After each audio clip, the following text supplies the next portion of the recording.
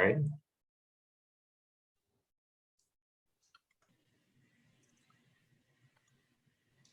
Shall we get going then?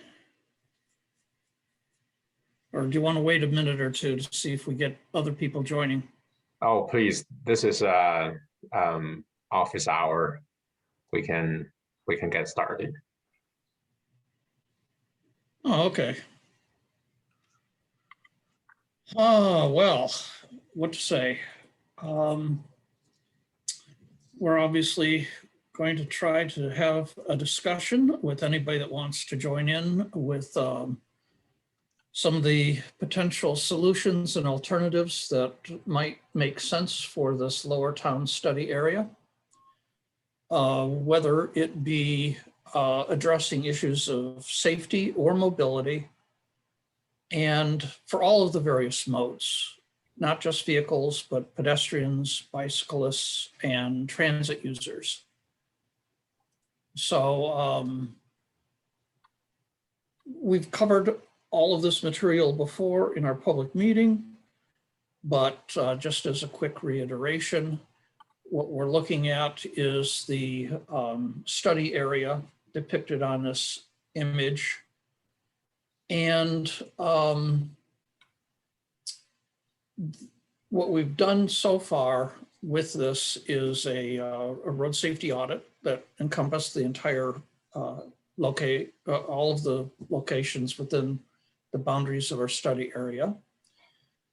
We are using that plus all the other steps that we've undertaken to try to identify potential solutions, and that's where we are right now. We have some solutions identified, but we're always seeking to have additional input from the public on what they think might be appropriate. And then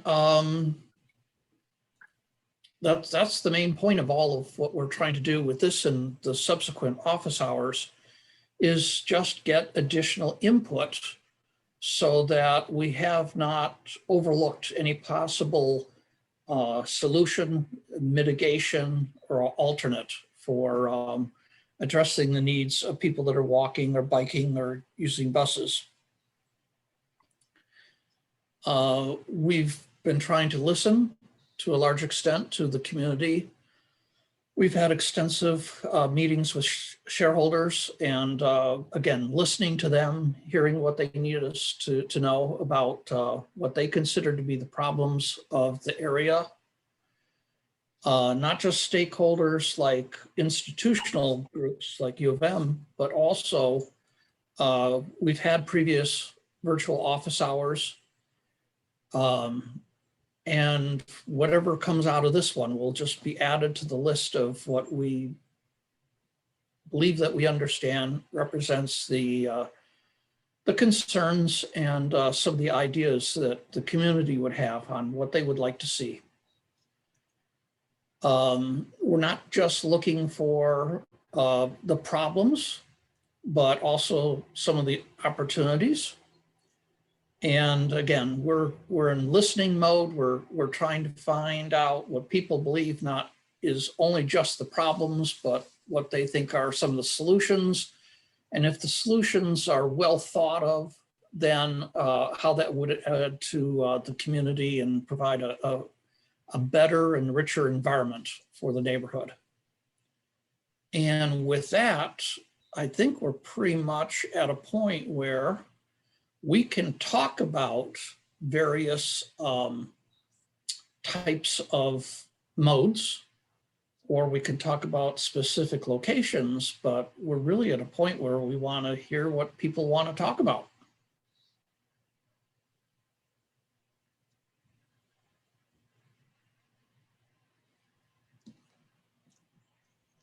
Should I raise my hand like this, or? I know there's not a lot of participants. I think you're our only member of the public, so Okay. it's the maybe Tom show. Maybe a quick review of what the things that have been decided already are. Some of the solutions, I'm sorry.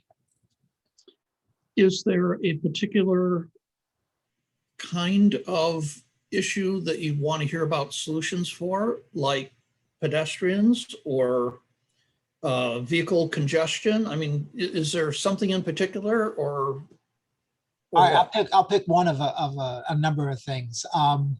So there's a lot of new development on Pontiac Trail and a lot more coming. And are there any specific solutions proposed at this point in your process? Besides just more frequency of AAT buses, AATA buses. Well, okay, we can talk about that a little bit. We'll start with AATA or AAATA. I don't know if I have the right number of A's. Got to remember how many they have there. Yes, it's well recognized that it would be best if the transit folks could increase the frequency and the reliability of the services.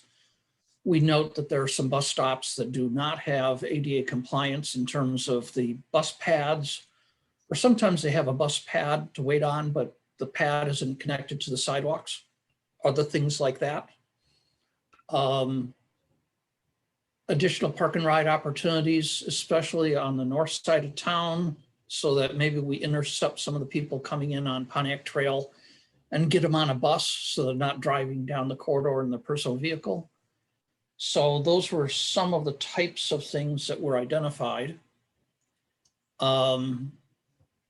This is a quick little map that shows some of the locations where the little triangles, improvements needed for the bus stops. And, oops, sorry. Some of these slides are interactive and I tend to forget which ones are which. But, you know, although we've made these identifications and we're passing the information over to the ride, as a separate agency, it's kind of up to them to figure out how they're going to incorporate our ideas to them within their planning process, given the constraints that they have on how they fund their operations. But beyond that, we also have some recognition of let's use this slide. We recognize that it's not just traffic volumes, but there's also issues of speed on the Pontiac Trail corridor. And not just Pontiac Trail, but just one of the corridors where we recognize there's a problem. And so what we're working on right now is specific recommendations on where to do some of these speed management type improvements. And here's a list of some of the things that we've been considering: roundabouts, median islands, neck downs, speed actuated signing, gateway treatments. In this context, the gateway treatment would be considered that lower right photograph where you have signs actually placed within the roadway on the lane lines. That's what we're choosing to call gateway treatment. And we're going to be working with the city to specifically identify locations for all of these types of improvements, wherever they tend to make the most sense. In conjunction with that, we were also looking at pedestrians. And now I've got to find that one. May I interrupt you to ask what a neck down is? Oh, a neck down is where you will, let me go back to that. Sorry, I'm trying to bounce back and forth. What a neck down is where you take the curbs and you extend the curbs into the road further to literally narrow the pavement width. They're most commonly used where you might have on-street parking And you'd want to have the curb line deflect in toward the road to delineate the edge of the traveled lane. So the parking lane becomes like a protected bay. But the added benefit is, first of all, it's something that drivers can hit closer to them, so they tend to be more cautious by slowing down. And it also gives pedestrians crossing at an intersection or at a crossing, it gets them in a better position to try to see traffic rather than standing at the old curb line and trying to look through a parked vehicle. Understood. So the other terms that mean the same thing would be curb extensions or bulb outs. So that's what a neck down is. Steve, the word bump outs has been used here, and so far they're on not on arterials. So that's the term people may be more familiar with. Yeah. But the whole idea is to basically narrow the road. We recognize that the way drivers behave, they tend to go faster if everything appears to be wide open.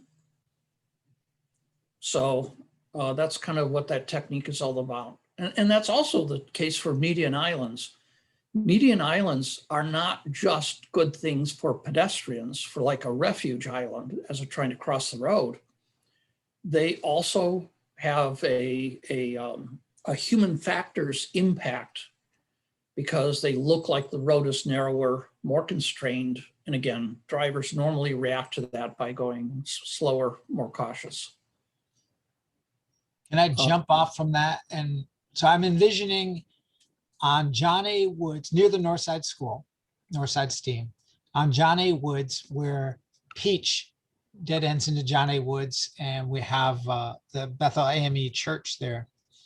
I believe there's a curb extension or bump out at that intersection already.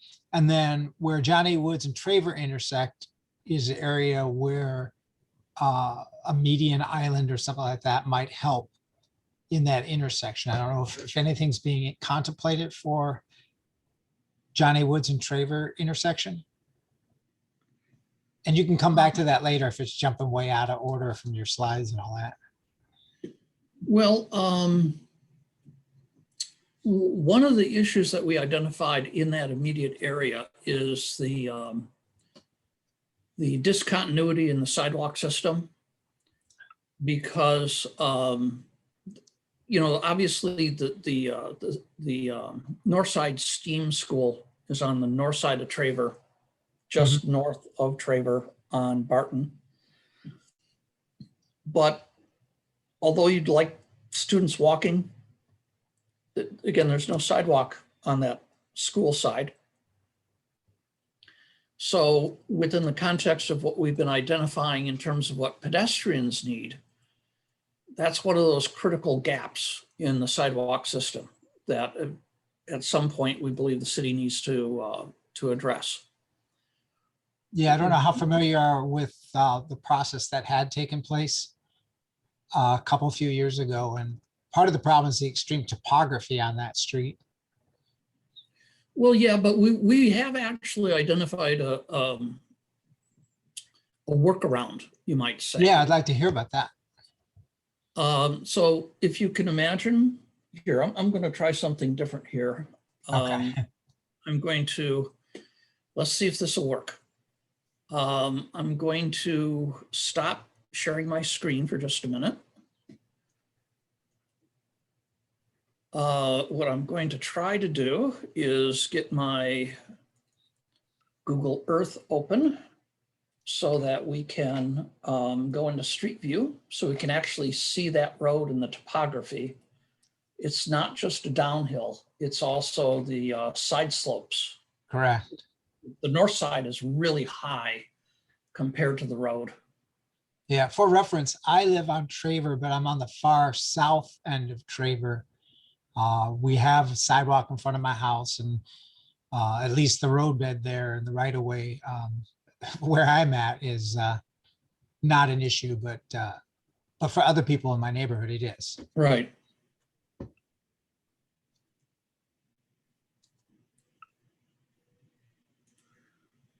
Oh. My computer's being awkward. If you'll hold on a second, let me see if I can get this to work better.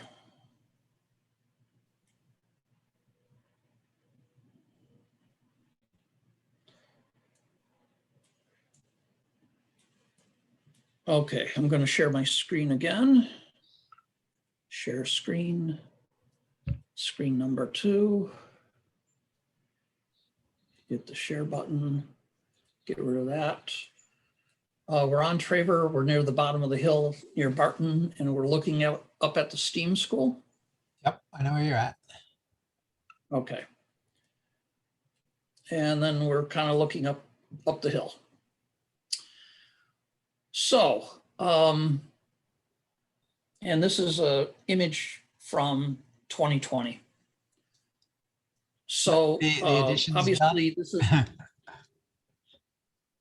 I'm sorry, this is. I recognize where obviously you're a- at. Yes, I'm sorry. Go ahead. Okay, so yeah, we're going uphill. This is a flatter part. It gets steeper as we go further to the south. Oh, I hate it when this stuff happens. Oh, looks like Star Wars.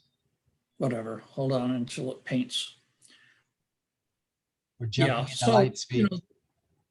the north side tends to be higher. The south side is flat, but then it starts dropping off. So obviously this is kind of cut into the side of a hill. Mhm. Parking allowed both sides. If you wanted a sidewalk along the side of Traver that is also the same side as the school over there, one of the things you could do, and it does involve trade-offs, but one of the things you could do is you could get rid of the on-street parking, take that curb line and extend it into the road, and that flat area that used to be the parking lane is now where you put the sidewalk. And that way you don't have to cut into the side of the hill in front of all these houses up and down the block. Would that be Again, just one side of the road? That would be, is there a Yes. recommendation? Yeah, you could still maintain parking on one side of the road. Okay. And again, this is just one of the techniques to try to add something in an area where the topography is otherwise very difficult. I don't know if you're familiar with that was a possible proposal when this was being examined 2-3 years ago, but there was some grant money involved in the grants. The grant money didn't allow sidewalks on only one side if you were going to use the grant money. So that particular program, that doesn't exclude that as a possibility. I'm just mentioning that of why that was offered up as a possible solution, but rejected for that reason. But it would be feasible if we weren't trying to fit it into that particular grant. Right. And so would that be sidewalk only, or like a sidewalk / bike lane? Is that a possibility, or is that a good practice or not? Well, if you were, if you think the normal dimension of a parking lane, and then you move the curb and you use that area, it could be a simple sidewalk, or there's actually enough room that you could put in a 10-foot wide multiple use path that would be suitable for both bikes and pedestrians. Or you could just keep it relatively narrow. You don't have to use all of the parking lane, but you bump the curb out enough to get a sidewalk in, and then use the rest of what would have been the parking lane for an on-street bike lane. So, there's different alternatives here. Okay. Our recommendation is that the city needs to do something, and that Okay. that's yet to be worked out exactly what form that's going to take. But, So those sound like good possibilities. right. Now, you were asking about John A. Woods at Traver. So what Yeah. specifically were you wanting to talk about? So right now, if you are cars coming up the hill from the direction you had previously shown, Yep. from the north, tend to be accelerating up that hill and a little bit blind to what happens at the top of the hill. And you can see that the crosswalk there, right? So there's sidewalks on, I'll say what our right side of the screen is, because it's not quite north, east, west, south there. The sidewalks on the right side go all the way down to the end of Traver. Yep. And so, so if we're walking, as you say, up the screen here to the to what would be the northwest on our screen, we don't cross at the intersection. We cross at that crosswalk prior to the intersection because of it's just not. The sight lines of the vehicles is what concerned me. And you can see the church has sidewalks all the way to the beginning of its property as you come to the south here, the way the screen's pointed. Right. So what people tend to do is to cross not at where that crosswalk is, but to cross further south where it comes right at the south end of the church property, just to stay away from that intersection because the sight lines aren't good and somebody coming fast up that hill wouldn't necessarily see people crossing. It'd be nice to slow people down at that intersection as they come from the north on Traver, continuing south on Traver, I guess is what would be my recommendation. And that's where, I don't know if it'd be called a traffic island or one of those mini roundabouts that just make people not able to go completely straight. And the other complexity in this intersection, which you can't quite see here yet, is the big cleared area is now 4 lots, 2 of them towards the street and a common drive between the middle of them that intersects directly with John A. Woods goes to 2 more lots at the back, which, so it's a, I'm going to guess it's a 30-foot wide easement. I'm not sure how much of it that easement is paved. So a common road for 2 houses at the back meets that intersection, plus 2 new driveways there onto Traver.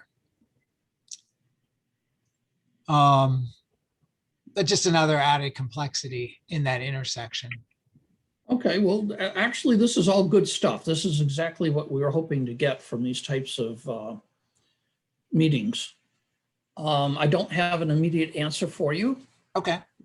But now that we know that the visibility or in the sight lines to where the existing ped crossing is an issue, we can start looking at that. It might mean additional signs. It might mean that maybe we put a tabletop speed hump and put the crossing on top of that so that it's elevated and it's a little bit more visible that way. Plus, being a speed hump, hopefully traffic will slow down wanting to go over it. There are some speed humps or bumps, I'm not sure the right terms, on Traver south of there. Just FYI. Yeah. So I don't know if there's a rule on spacing between those. Well, yeah, there's some guidelines. There's no hard and fast rules, but yeah, we're aware that there's, in fact, there's one of them. That's what these pavement markings are. Keep in mind that these are just more simplistic speed humps. What I would be talking about is having sort of like the ramp up, but then a flat space upon which the pedestrian crossing would reside before it then ramps back down. Okay, That's what we call a tabletop. And you still get the benefits of the speed hump, but you can't really put a ped crossing on top of these parabolically shaped undulations of pavement because it's really hard for somebody that's in a wheelchair to negotiate that if they get a little bit off center. They're Sure. fighting the parabolic shape. So that's why we like to have those with a flat top. But again, we really appreciate these kinds of comments because this is what we want to hear. You live it every day. We're just kind of visitors. And it's this kind of insight that's really great for us. Thank you. Yeah, and you can see in the picture between the church at the where Peach Street dead ends into the church being on the south side, those bump outs or whatever the right name is. Just about there. There you go. So that was something that was added 3 years ago, maybe. Time flies. I have no idea. Yeah. So yeah, this is a, some people call it a bump out. Some people calling it a neck down. But yeah, that's the concept. Yeah, a lot of people. Go ahead. Usually in the context of isolating parking. Yeah, I think they're effective at that location. I don't know if you have feedback on that from other people or not. No, Well, and when we did our road safety audit, we watched the kids walk to school, and I stood at this intersection, and it was very easy for small children to cross with their parents on a snowy morning. Good. Yeah, the other thing I was going to mention, getting back to Pontiac Trail, if that's okay with you, was that, so we talked about the fact that we recognize that there's speeding issues. Where is it? I guess it would be this slide. Is this now showing up on your screen? Yeah, the slides are showing. Okay.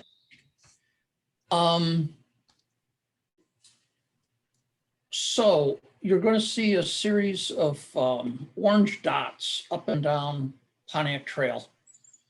And these are all locations where we believe that there are or should be pedestrian crossings established with high emphasis markings and also the associated signing to, first of all, help with pedestrians coming up and down the corridor. And then each of these also represent an opportunity to better inform drivers that they're no longer in Ann Arbor Township. They're in the city and they need to comport their behavior with being in an urbanized area. So, and again, these are the head crossings that we're aware of, and we're still working on exactly where we believe the speed notification signs, basically the radar signs that display your speed is, and other things like that, where they need to be going up and down this corridor. I'm sure you've gotten some feedback from people in the Arrowwood development about, how they have a lot of cars trying to exit there during rush hour onto Pontiac Trail. And I think they've requested some kind of lighting in the past, but there were issues because of the nature of Pontiac Trail or who owns it, or I'm not sure. I'll just stop and let you explain. No, just so that I understand how you are using the terms. When you say lighting, are you talking about like a traffic signal? Like they want a traffic signal and they were told there were some issues in doing that because of the type of road Pontiac Trail was. Okay. I'm getting this secondhand from people I know at Arrowwood, so I may be explaining it very poorly in terms of terminology. No, that's fine. Well, when it comes to installing a traffic signal, there's actually a state law that comes into play that basically says that there is a document called the Michigan Manual of Uniform Traffic Control Devices. And in that document, it has the criteria for when you're allowed to install a traffic signal. So basically you have to meet criteria. And if you can meet the criteria, you don't have to, but you're certainly allowed to install a traffic signal. But if you don't meet the criteria, you're not supposed to put a signal in. And again, this document is enabled by a state law. So it's not something that's easily disregarded. just because you're a home rule city means that you can ignore this law and just do anything you want. That doesn't really apply here. So in the Ann Arbor area within this Pontiac Trail corridor, the city's already done a study of a location up at Duvarin. And Duvarin does meet the criteria for installing a traffic signal. But when we think about the relative benefits of a signal, it certainly gives you an opportunity to get out of a side street where otherwise you're struggling. So that's all to the good. On the other hand, if you're coming out of Ann Arbor Township at speed and it just works out that you catch the green, there's no particular reason to slow down. So signals don't do a whole lot in terms of helping manage speed. So one of the solutions for the speed management was possibly looking at roundabouts. And that's actually what's being considered for Duvarin. The idea is that you consider a roundabout there. Almost by definition, traffic would have to get down to about 15 miles an hour, 15 to 18 miles an hour to be able to get around it. And so you've already broken them from coming off of the township at 50, 55 miles an hour. Geometrically, you force them down to literally a pedestrian pace. And so there are other opportunities in the Pontiac Trail corridor where a roundabout might also make sense. Now, signals, again, have these very strict criteria for using them. Geometric features like roundabouts do not have any state mandated requirements. So this is an option for the city that where the city has a lot more flexibility than trying to justify putting a signal in. And what I'm hearing now is that even if it is secondhand, you believe that the folks in the Arrowwood area have a particular concern about trying to get out of Pontiac, out onto Pontiac Trail. So we'll certainly want to make a note of that. Yeah, so I would remove from my statement the signal part of that and just say that they have a concern about being able to exit there. And we'll leave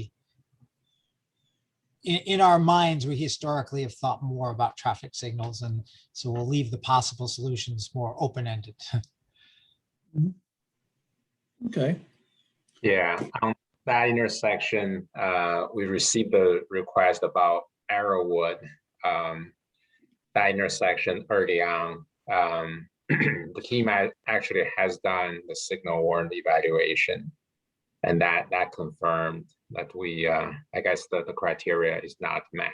So, so our thought is, the experience is there.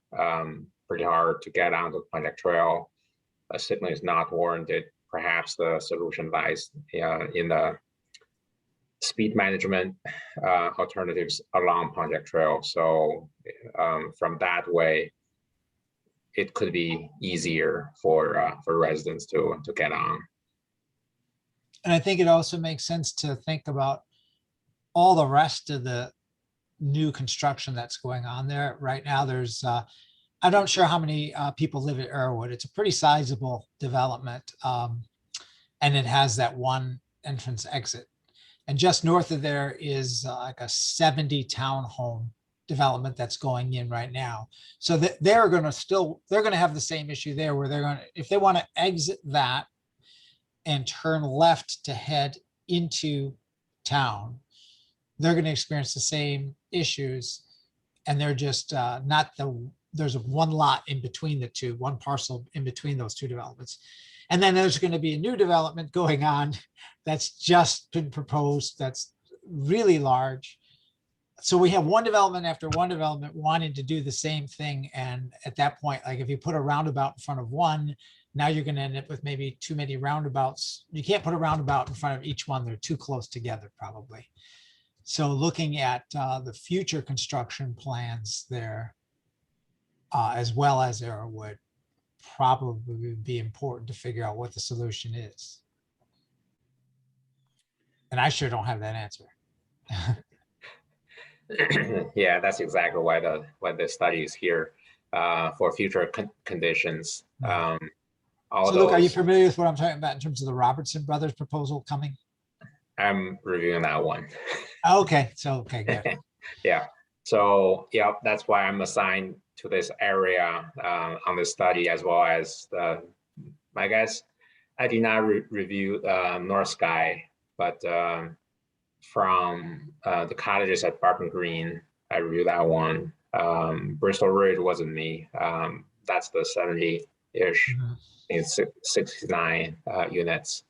Then the village of Ann Arbor, that's maybe 538. That final number is not totally clear on the first round. So, we're looking at something 500 plus for sure. Yeah, so I'm on these development projects for this study, the future volumes. We have data points that come from these development projects. So they are considered in the future scenario for the Lower Town study. At the time we finalized the future volume, there wasn't really a formal submittal from the village of Ann Arbor. But then we estimated with our best knowledge at the time. So it shouldn't be really far off. We should be in the, as you know, when we talk about the number of trips, we should be in the correct neighborhood. So, Okay, yeah. And really the, when we're talking about mitigations from these projects, we're going through the review and comment process for the village of Ann Arbor. The other sites, they have more or less been settled. With the cottage at Barton Green, we know at the intersection of the new street, St. Regis Way, and Pontiac Trail, there will be a new crosswalk with lighting and RFB installed. So that's in terms of the actual construction items, that's what we have pinned down so far. Of course, this study will proceed and identify more needs as we go along. okay. Good to know that you're on top of all that. Yeah, Steve, back to you. Well, is there anything else, Tom, that you'd like to talk about, or any other area you'd like us to look at? Yeah, I'm just looking at the time here, see how much of your time I get. There is, yes, another on Pontiac Trail south of Barton at Apple Street. Apple Street is a 1 block long street that goes between Pontiac Trail and to the east side, it dead ends into Pear. And there's, I'm not sure what the common terminology now is. There's a multi-unit apartment building that serves affordable housing needs at the intersection of Pear and Apple. Here's Apple. Yes. So we have bus stops very close to Apple on Pontiac Trail. Yep. No sidewalks on Apple. And then a lot of people living in the, right at the bottom of your screen to the right is an apartment building tucked in the middle of this single family and duplex neighborhood. that is managed by Avalon Housing. So there are a lot of people who live there that take the bus. Okay. I don't know if there's any plans for them in terms of sidewalks or change in the street, like we talked about on Traver, for Apple.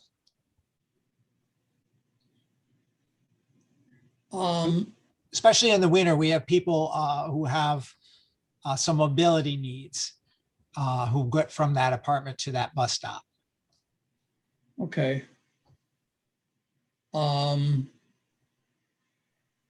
Although we literally walked every street in the entire study area, we did focus most of our attention on the major roads like Pontiac Trail and Traver and Moore and Maiden Lane and Plymouth and Barton itself, you know, roads like that.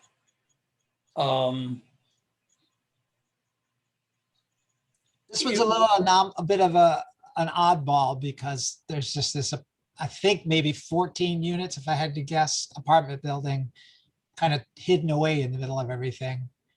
Right, right. And the fact that it is Avalon Housing, so it's some of the people have some extra needs, and some of those needs are mobility issues. And there is a bus stop and because it's lower income, that a lot of them, people who live there, do take the bus as well, less of their own personal vehicle trips. But then we've got, in the middle of the winter, you've got snow and issues with those people getting to and from, even though it's just one block, getting to and from the bus stop. Okay, well, we'd certainly be happy to take a look at that. That's not something that we had discussed in any detail, but we can add that to the list of things to look at. Thank you. I'm going to throw another one at you. This one is for longer in the future, not immediate. Well, I don't know what the whole timeline of anything is.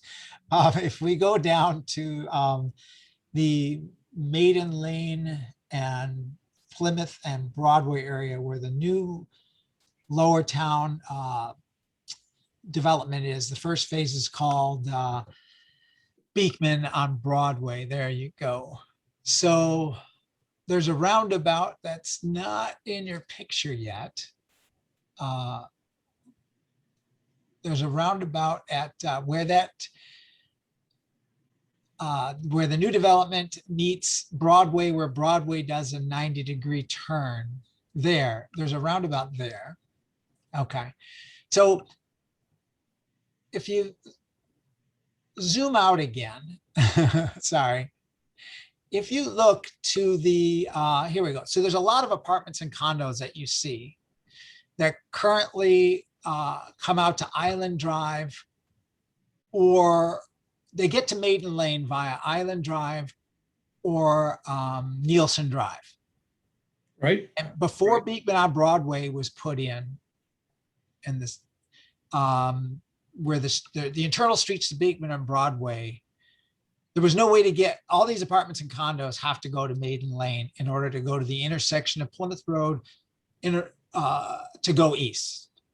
Now there's a cut through the private drive. There you go. From Nielsen Court to get to Broadway, to go through that roundabout, to go up to the Broadway Hill. A lot of citizens on Broadway Hill are concerned about that cut through, which allows people to avoid all the traffic at Maiden Lane and Plymouth and Moore, that intersection.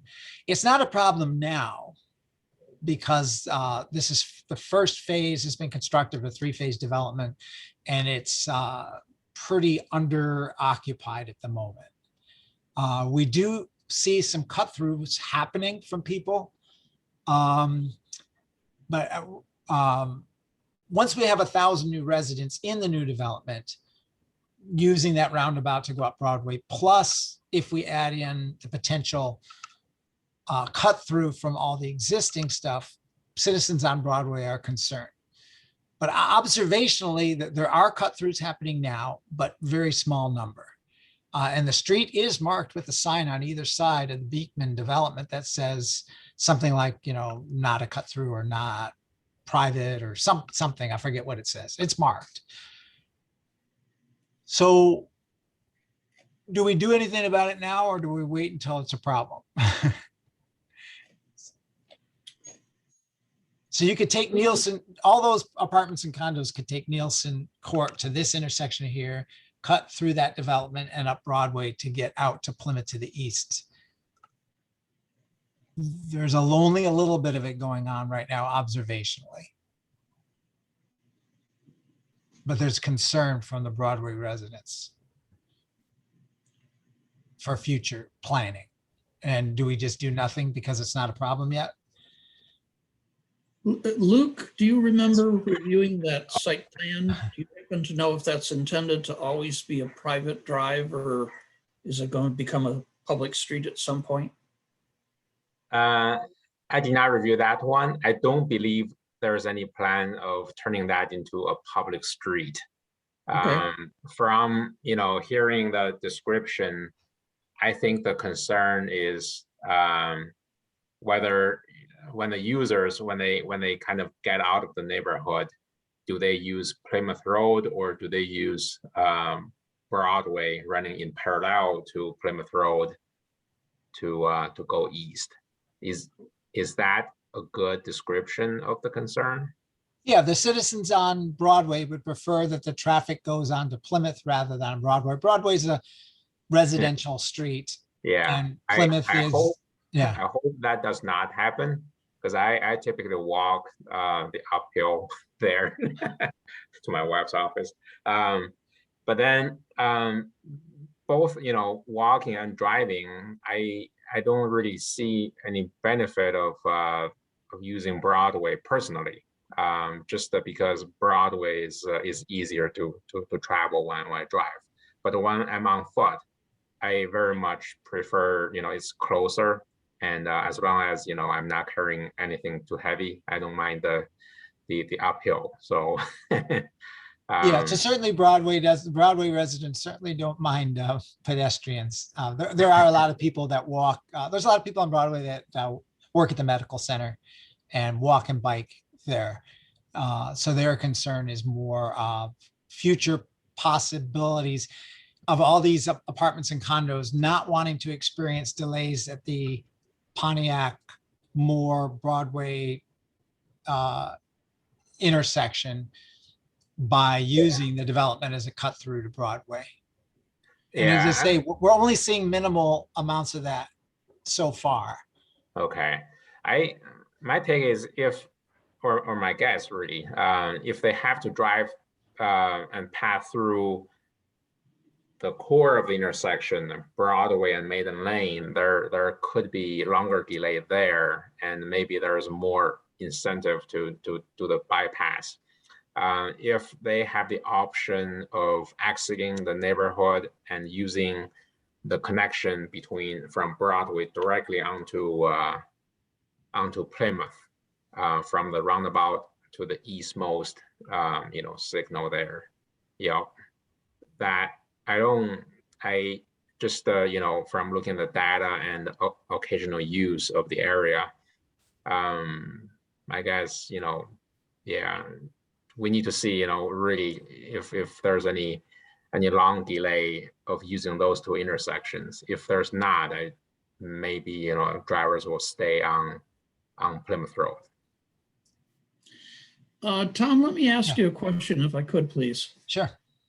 Do you think that, whoops, I lost what I wanted to show. Wrong slide. Do you think that if the intersection of Maiden Lane, Broadway, Plymouth, and Moore, if this particular intersection, if this were to function a lot better than it does today, do you think that would reduce the likelihood that people would want to cut through here and then run Broadway instead? Yes, of definitely. Maiden Lane? That'd be what they were. That's the only thing they're avoiding really, is that intersection. So if it functions better, then there'd be less to avoid. Sure. Okay. So with that said, what I'd like to show you is that we did have an idea of something to do there. And it's this. We recognize that it's congested today. We recognize that it has a poor level of service, especially during the AM and the PM peaks. And if the city wanted to do a roundabout there, it would have to be a 2-lane roundabout to make to best match the kinds of volumes that are demanding to get through there.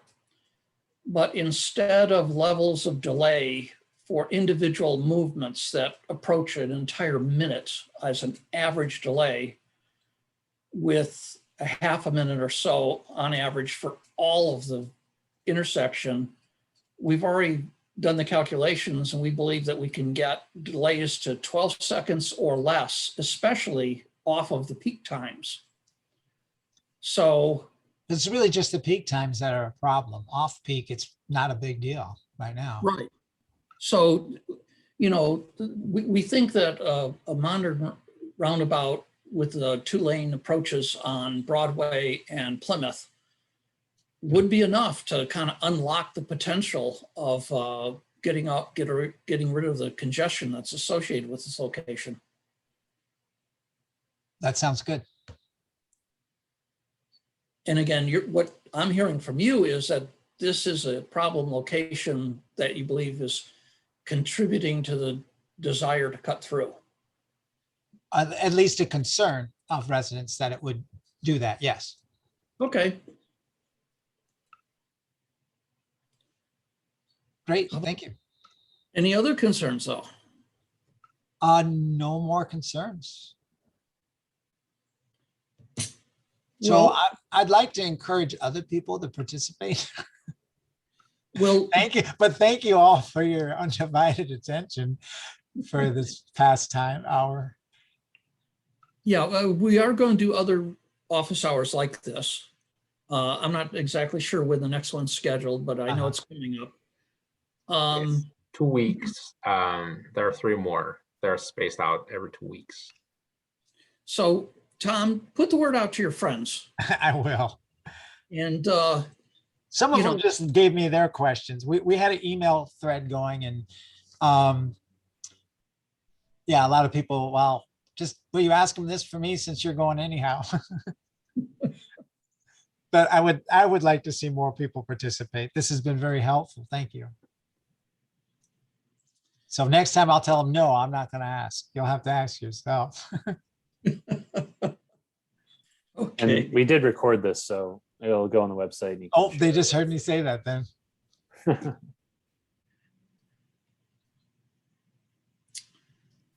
all right then. Well, thank you.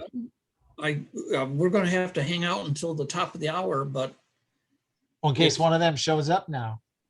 just in case somebody shows up. Do you But- want to zoom out to the Broadway Bridge then, just for kicks here, and look at where the new Broadway Park is coming in to the Broadway Bridge? Oh, hold on a second. Let me get to that. I think Yeah, I know. Tom, actually, I was thinking about going that direction. I was thinking about going further to Broadway and Beeks and Division. See if Oh, you have actually, any- yes. any Luke, please thought in skip that. what I was going to say and go talk to about what you're talking about, because people do have concerns about that Broadway at the other side of the bridge. Go ahead. Well, first and foremost, this is what we're talking about, the old Well, I was DTE. going to talk about that, but Luke, I think, wants to talk about something I think that's maybe more pressing. would Oh, be- I'm really open. We can cover both even. So, Well, go to what you were going to talk about. I was just filling time of the bridge at the south end, right? now I was trying to, to move the focus there to see if you have any comments on what we're looking at. So, Yeah. So where Summit comes in and Cary Street come in, that's, I think everybody can agree that's a mess down there. And cyclists, we've got a bike lane that ends. Whoop, there we go. It's Here, gone. hold on. All right. I wanted to cue that up, but we'll look at the live picture first. Yeah, you are right, by the way. This is rather convoluted. We've tried to analyze this, and it's one of the highest crash locations in our study area. There's traffic moving through here at higher speeds than desired. It's confusing. I mean, if you live with it, I guess you recognize how to get around. But your first time through here, and it's very confusing. And so what we had been trying to do is figure out ways to simplify it. And that's what this particular slide is all about. High crashes, a lot of conflict points, high speeds. And so what we're trying to do are options, and it's always trading off. You take away certain movements as a way of trying to simplify, reduce the number of conflicts, and just make things work a little bit better. So we looked at a whole bunch, and these are not all of them. We have more than these, but these are just ways of maybe you take away in this top right image, maybe you take away the movements between Division and Summit to Detroit, and that'll help simplify stuff. Or maybe you keep Division going to Summit, but again, get rid of Summit going to Detroit. So that's a different set of patterns and conflicts. And yeah, so we're going through an analysis that looks at all of these kinds of variations.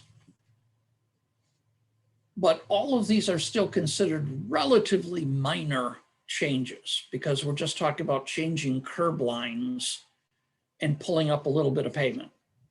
We're not talking about dropping a bomb and making it all different.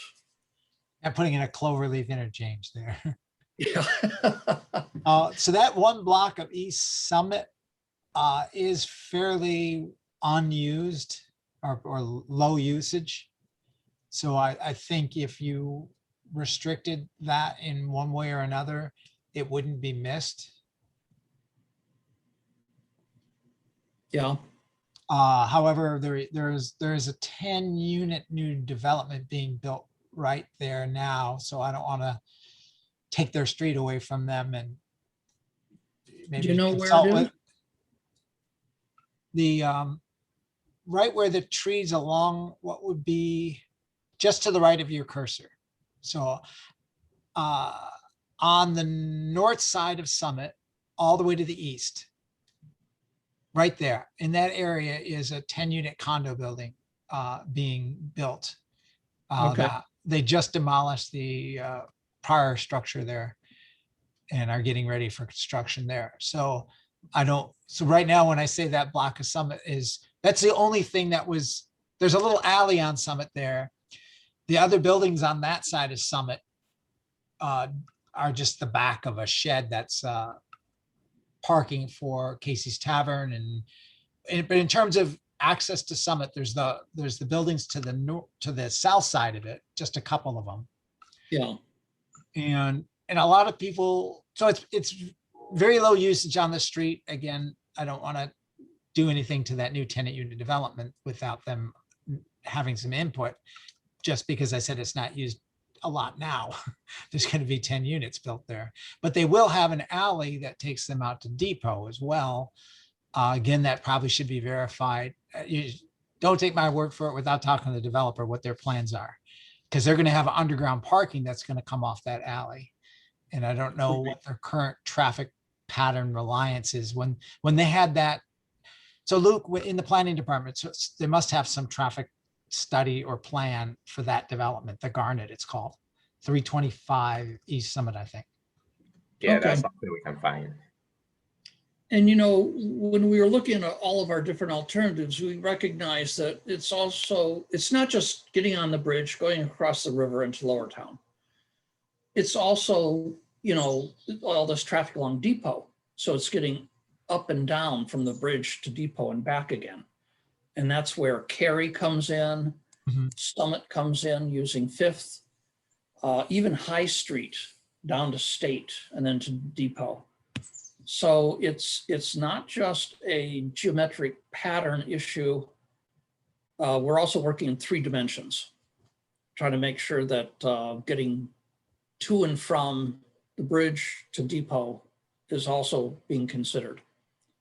So yeah, it's a very complicated problem. Yeah, and I think that the cyclist aspect of that is probably most concerning on the east side where Cary's coming up. It's kind of awkward if you're cycling from the south going over the bridge.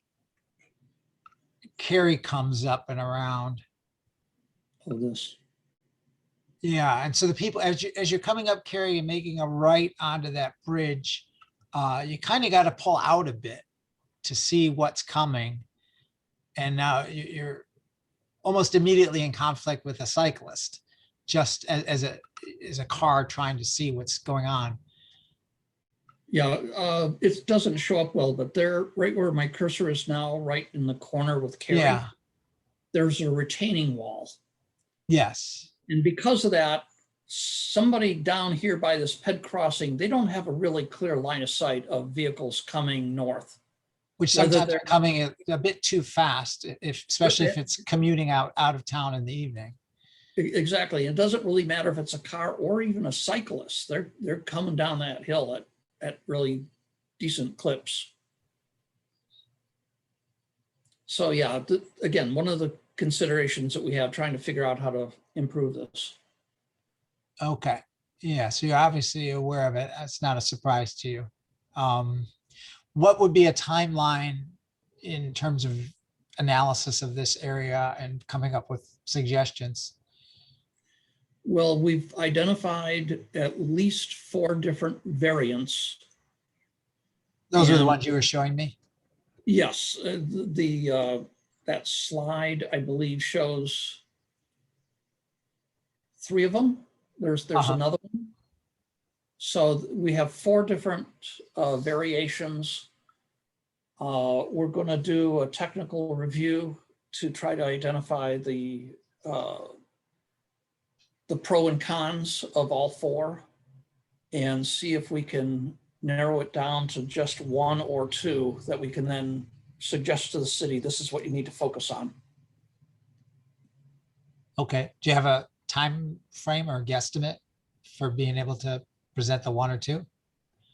Well, the whole job is going to be ending by the end of the year. Oh, We will okay, that's soon. We will have these recommendations ready for the city within a month or less.